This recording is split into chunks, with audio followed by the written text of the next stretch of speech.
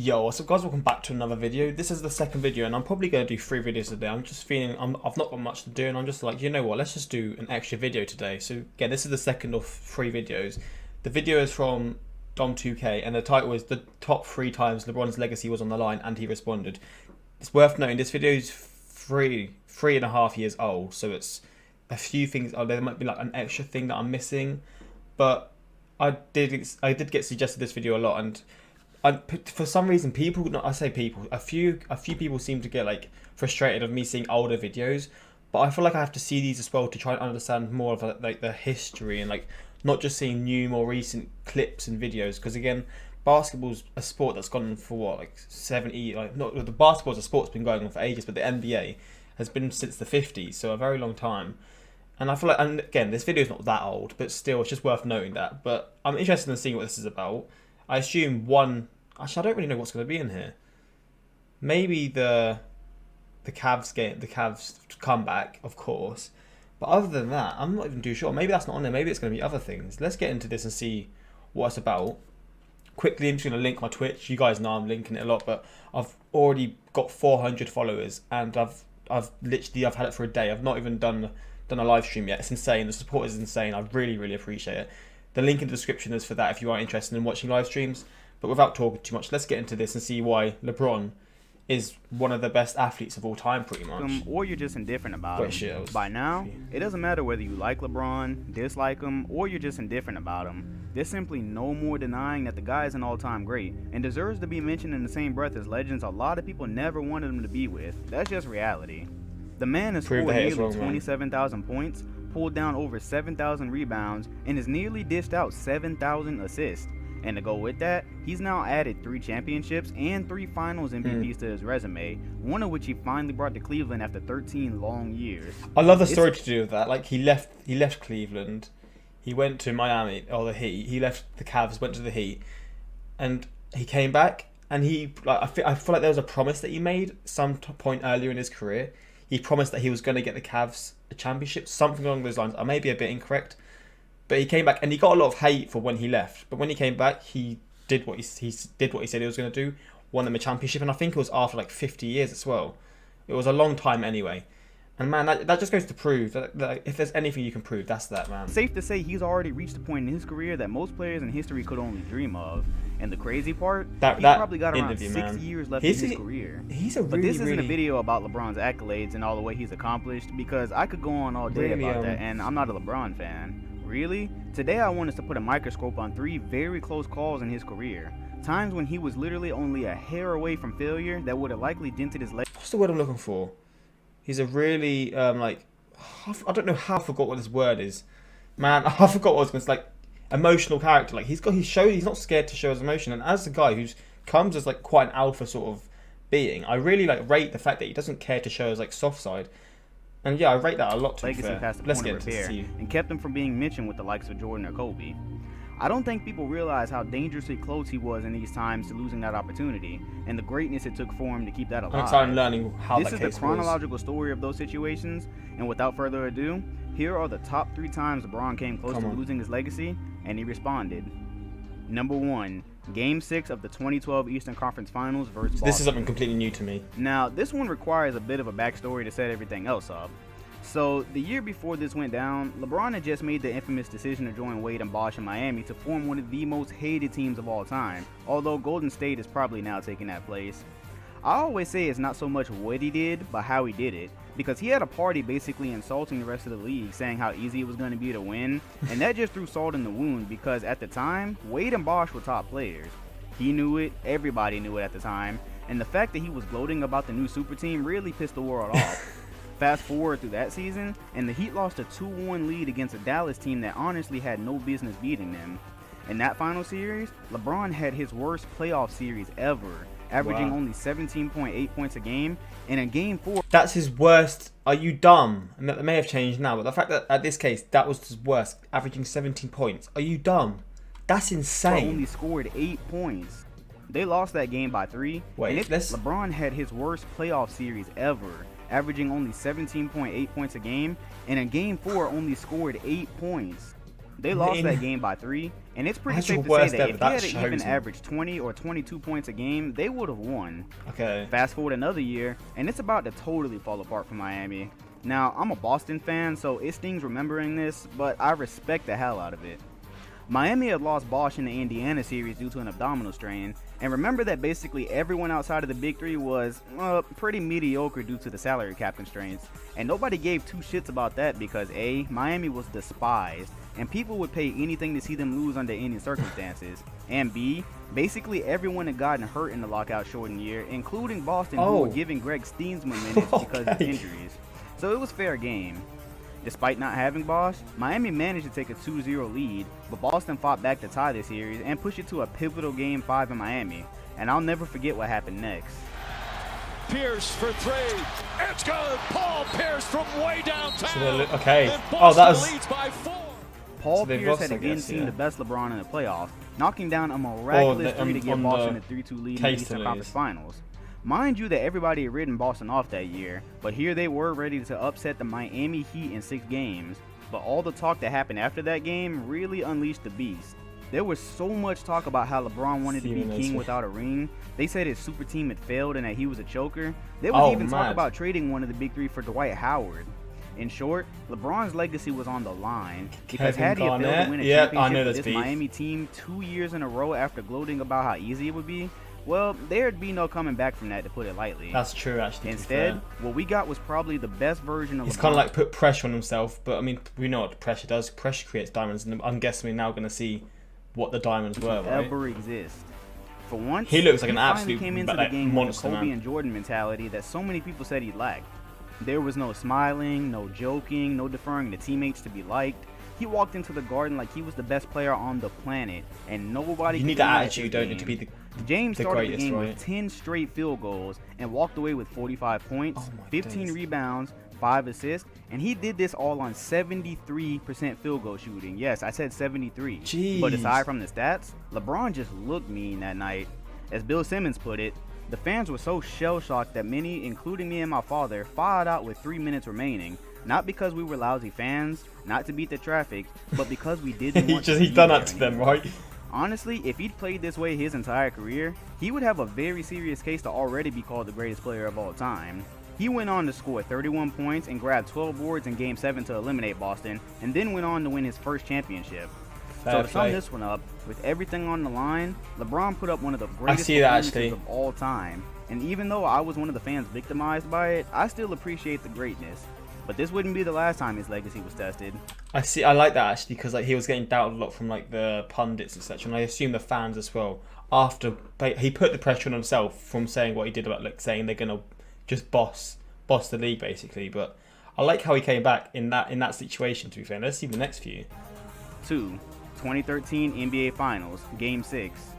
We already knew what the standards LeBron was held to. Nothing he did in the 2012 playoffs was going to be enough to solidify his career alone. Just a year later, his legacy was again being held to the fire. People were already saying his ring didn't mean enough because it was in a lockout-shortened year, and they were especially saying that because it looked like the Spurs were about to end Miami's then short-lived success. Spurs, it was Game 6. Team as well. The Spurs had a 3-2 series lead and had all the upper hand they needed. By the end of the third quarter, they had a 12-point lead and all the momentum. Miami's super team was about to lose another finals, have an ugly 1-3 record, and regardless of what LeBron had done the year before, this was about to wash it all away. It gets murky here though. In the fourth quarter, LeBron would go on to put up 16 points to lead Miami's comeback and finally take the lead.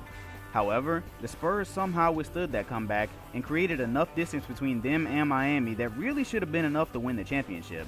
However, we all know how it goes.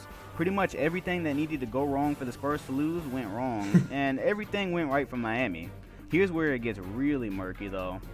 LeBron James hits the 3 that made it a 2-point game, making it possible for Miami to stay in the game in case San Antonio missed free throws, which they did. However, he missed the real 3 that would have tied the game, and had it not been for Bosh's amazing rebound and Allen's miraculous 3, Miami would have lost. For this reason, many people have gone on to say that Ray Allen saved LeBron James' legacy that night. Personally, I agree that the shot by Ray did save it the simple fact that I've seen that shot a lot, and I don't think I really understood the context. Now I can see why that shot is so insane, because the shot itself is nuts, but the context behind it makes that 10 times better. It was over if it missed. But you That's a have to give disgusting shot. LeBron Under that James sort of just about pressure, as man. much credit for saving his Disgusting. own legacy, because something that never gets talked about for some reason is the fact that Miami was dead in the water until LeBron breathed life into them with that 16 points in the fourth. Man. What if he had to just What a continue comeback, to to be be passive? fair. Ray Allen's three never would have even been a possibility then, and the Heat would have sailed off into the night quietly. In this elimination game, James tallied a triple-double with 32 points, 10 rebounds, and 11 assists. And in Game 7, What? they would go on to close out the Spurs as LeBron would score 37 points and grab 12 rebounds. He just clutch. Say He's that like, Ray Allen- now I see why people call him like in the playoffs. He's just the most clutch player. He's nuts. He just transforms into something Save else, man. LeBron's legacy with the three-pointer isn't totally wrong, but it's also not right to leave out that LeBron stepped up in a big way when his team needed him. Ray Allen wouldn't have had anything to save that night without James' contributions. Man. 3. The 2016 NBA Finals. Of course, The man. last time LeBron came close to losing his legacy is still pretty fresh in all our minds, and it's one of the most amazing things to happen in recent memory as it pertains to basketball. Even after LeBron... I guess the argument for this is the fact that the Cavs and Golden State have had that. I swear James has lost 2 finals against the Cavs and he's won 1. I'm guessing people will argue that. But with the Golden State being so overpowered and the fact that they came back in the fashion they did, you have to respect them, man. In 2013, he went on to lose in 14, giving him a 2-4 finals record. And all the way until there was only a minute left in Game 7, it looked like he was all but destined to fall I've to seen this so many 2-5, times, but you can't- in which you most can't get people hold would of have it, man. officially eliminated him from all Jordan or Kobe talk. And boy, did he come close. Cleveland fell down 3-1 to the Warriors, and it really just confirmed what everyone knew at the time. Cleveland had no business competing with the Western team. And that's still pretty true because, as a team, there's no question Golden State was better, and still probably is. But before this series, I had a theory about Cleveland's chances in the finals. I picked Golden State to win, but I did mention that if all you're asking LeBron to do is to be great for 4 more games, he could do it regardless of who he had around him, and boy was I right. Oh no. Now, there is some context needed here. After 2 championships, 2 finals MVPs, and 4 regular season MVPs, most players would need nothing more to prove themselves. But again, LeBron is held to a different standard. Got that hunger, After man. the decision part 2, calling himself the best player in the world, and saying that he will undoubtedly be on Mount Rushmore at the end of his career, he needed to win another one to get himself there, especially this one. All season long, the Warriors were in the spotlight, and so was Steph Curry, who became the first unanimous MVP, and looked all but certain to repeat at LeBron's expense for the 2nd year straight. What put LeBron's legacy in jeopardy even more was the fact that everyone, including himself, believed that if the Cavs were healthy in the 2015 finals, they would have handily beaten Golden State. Yet, here they were down 3-1 with everyone healthy, and then you add in the fact that Draymond and Klay had begun to toss rocks at the throne, and well, LeBron's legacy was about to be tarnished forever. But wait, there's more. Something that people will never remember because winning heals all wounds is that LeBron was being pretty passive for most of the series. People immediately point to his stats and say that he was the only one doing anything, when in fact he was not being aggressive for a while and putting pressure on the D like he could. Take for example Game 4, where he finished with 25 points, 9 rebounds, and 5 assists. That's an amazing stat line, but nobody's ever going to remember that he basically padded 7 points onto his stats in garbage time when the game was out of reach, which is a far cry away from the LeBron that we saw in Boston when everything was on the line. However, he more than made up for it, scoring 41 points in 2 consecutive finals games, and he almost triple-doubled. Oh, I feel like I've seen that before, but that stat in consecutive games in a final, that is in both of those, as him and Kyrie put the city of Cleveland on their backs and just would not let them possibilities of that, man. But then Game 7 came in Oracle, and the cards were still stacked against them. And again, LeBron wasn't having the best game of his career. He wasn't in full attack mode all game like he was when his legacy had been on the line in 2012, but he still finished with the triple-double and one of the greatest finals moments of all time. Of course, man. The block, man, the sweetest block in the. Wait, would you say that's like up there? Because I've not actually seen like a video focused on like the best defensive blocks or like just defensive plays in the history of basketball. I've done it of like the last century. Where would this rank? Like with the context, like the context and how insane it actually was. Where would this block or this defensive play rank in the history of like in the history of the sport of the NBA basically? Like I'm intrigued to see what what the overall opinion on that is, because I mean, for me, that's one of the craziest things I've This gained seen. my full attention, and I'll never be able to forget when I saw this. Mainly because it was like a jump scare. Just all I saw was Iggy going to the rim for a layup. And I've seen it too many times. I I mean, saw LeBron hot on he his just tail comes until he from was all nowhere, over man. the You can't get backboard, bored of and it this. pretty much just took the wind out of me. I couldn't believe he got that. The Fair scoring play. was coming slow at that point, and it's safe to say that if that layup had went in, the Warriors would have probably won the game, but it just wasn't going to happen on James's watch. The game was still close after Kyrie's three, and James would go on to put it out of reach after drawing a foul on a dunk that would have likely ended Draymond Green's career. And in one of the greatest, most competitive games I've ever seen, LeBron fulfilled his promise to Cleveland and brought them a I love how championship happy he after was as doing well, the man. Like, he was impossible, literally in being down tears. 3-1 against the 73-win Warriors. This miraculous win gave him his third championship, his third Finals MVP, and once again saved his legacy. And I truly believe that this was the last time his legacy should ever be taken to trial. There's simply not much left for him to accomplish now. He's still stacking up his stats, which are already at all-time great levels.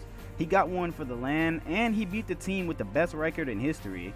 He could honestly retire right now, and what would you be able to say about his career? Truth be told, as long as he doesn't leave town again for another super team or go on any more tirades about it being He easy, left. would it even matter if he lost another finals? I mean, this guy has done more than most NBA players can dream of. And so, those were the top 3 times LeBron's legacy was on the line, and he responded. If you're a LeBron hater, don't worry, there was a time when I was too. Well, pretty much when I was a kid. Hell, I've got no problem admitting I was one of the people praying for him to lose in 2013. I get it, but what's done is done. Let's take these last 6 years of his career and just appreciate what we've witnessed. It's true, Because your man. hate for a player should never exceed your ability to appreciate the game of basketball. When 100%. Kobe retired, Same issue with soccer as well, man, of like Lionel Messi and Cristiano Ronaldo. These are the level of athletes, like with James, like you're going to have haters, but like there's got to be a level where you've just got to like just enjoy what they've done, man, because some of the things that they do, it's just like you're not going to be able to forget it. It's in the history of the sport forever. So I mean, appreciate it while you can, and just try and enjoy their last few years as a sportsman, because man, once they're gone, you're going to miss them to death. You're going to miss them so damn much. even the people that hated him came out to pay respects to the many years of entertainment he'd given us, and we all wish that we could have relived the last 15 years just to watch him do it all over again. Believe it or not, when LeBron says goodbye to the game, you're going to realize you've never seen such a combination of athleticism, size, and strength like you've seen with him now, and you're also going to realize you may never see it again. He defended and solidified his legacy on multiple occasions. It's time you move on. Appreciate him. Appreciate Curry. Appreciate all these guys because they're not here forever. Speaking of 100%. appreciating greatness, if you want to relive the greats of the last decade, Another 2K banger, another Dom 2K banger. This is a bit different, but I did enjoy it. And I just love like the context put into it. And this video was suggested for my Discord, so I appreciate that a lot. Because again, I wouldn't be seeing these videos without the suggestions. Let's just see the comments. Hayes be like LeBron travelled on that block. Oh no, that's definitely. I'm guessing that's just a joke, but still, if that's the case, man, your hate for a player should never exceed your ability to appreciate the game of basketball, man. Dom, it's true though. It is, and that's again with basketball it makes sense, but that's just with sport in general for me, man. Like whether it be hockey, American football, soccer, tennis, like any sport. If you hate a player so much that you can't appreciate how good they really are, and then once they're gone, you can't hate them really. But you've never really been able to appreciate them in the moment. It's just like, man, that's what sports about. You've got like whilst you support your team, and like I'm the same. I support my team, and I like in the moment I'll say certain things about a player that I'm like, oh, they're not very good, etc. But deep down and personally, I know how insane they are, and it's just like the same. It's the same with all sports, which I find the sort of the correlation and the similarities really, really interesting. Number 4, the entire 2018 playoffs. He's probably got about 6 years left in his career. 4 years later, MVP candidate, man. He's 35, man, and he's still balling out. Man, when will he retire? I hope it's not for like. I want to be able to appreciate him whilst now starting to be a basketball fan. I want to actually be able to appreciate him and watch him and know, because I know he's one of the greats in sport. But I want to actually be able to appreciate and watch him before it's too late, basically. And man, hopefully when the NBA comes back and hopefully the playoffs and it's not like voided or anything and it goes straight into the playoffs or however it works out, I hope I can actually watch that and see James, because James in the playoffs, I mean, that's the best James, right? I'd love to see that so much, I'm not going to lie. But yo, this is another banger, man. I really enjoyed this, and again, I'm going to do 3 videos today because why not? Just why not, man? But I hope you guys enjoyed. Until next time, like, subscribe, peace.